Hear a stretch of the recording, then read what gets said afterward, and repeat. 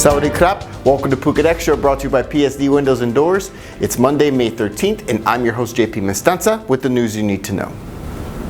The opening of the long-awaited Chalong Hospital will likely take place until this end of the year, according to the hospital's director, which flies in the face of his own promise last year of the hospital opening in April last month.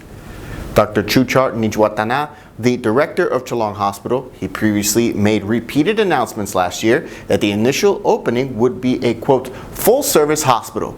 But in speaking with the Phuket News last week, he said that the budget provided was not enough and that all of it was used just for the construction, about 103 million baht, which did not even count for an X-ray room, among other things.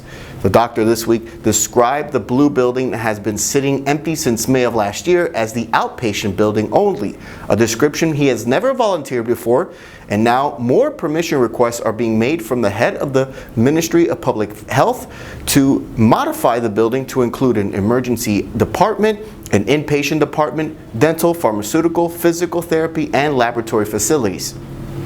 While Dr. Chuchart's explanation last week was far removed from his previous public statements, he did make the stunning revelation that a separate two-story X-ray room building will be built from a 14 million baht donation from the administrators of the Put Cho Shrine.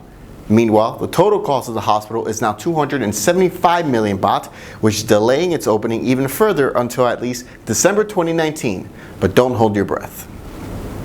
A judge was pulled over in Nakhon Sri Thammarat and refused to show the police his license, and that cop was later transferred to desk duty, creating a furor on Thai social media. But after a meeting in Phuket, an investigation is now underway. Last Thursday night, a clip went viral showing Lance Corporal Ekapol pulling over a white Honda Accord, asking the driver for his license during a routine stop at a checkpoint in Nakhon Sri Thammarat province. But when the driver, who turned out to be a local corruption judge, he refused. He claimed to know the cop's supervisor.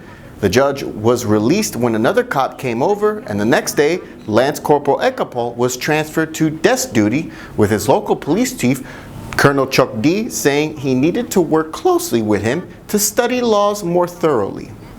Thai social media was up in arms over the issue, so much so that Prime Minister Prayut Chan-o-cha ordered Lance Corporal Ekapol to be reinstated immediately, praising him for performing his duties well.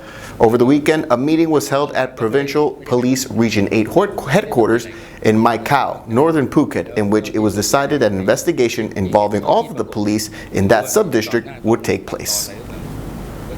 Following an outbreak of criticism online in response to a video showing wastewater pouring onto Bang Tao beach, officials on Saturday inspected the recently installed wastewater system and collected water samples to test for contaminants. Everyone from the Ombudsman's office to the Oboto, local village headmen, and even Phuket Governor Pakapong Tavipat inspected the facilities on Saturday. And Chungtale Oboto Ma'an Samran admitted that the wastewater treatment plant will only be as effective as the sewer network that delivers the untreated wastewater to them. After decades of foul, untreated wastewater pouring onto Bang Tao and Surin beaches, Chungtale Oboto made history in March this year with the first two wastewater treatment plants in the area brought online under a project costing 355 million baht. But the problem is ongoing, and now officials are awaiting the results from water samples collected from an outflow pipe onto Bang Tao beach, which should come back in about a week. Phuket Extra will be right back after this.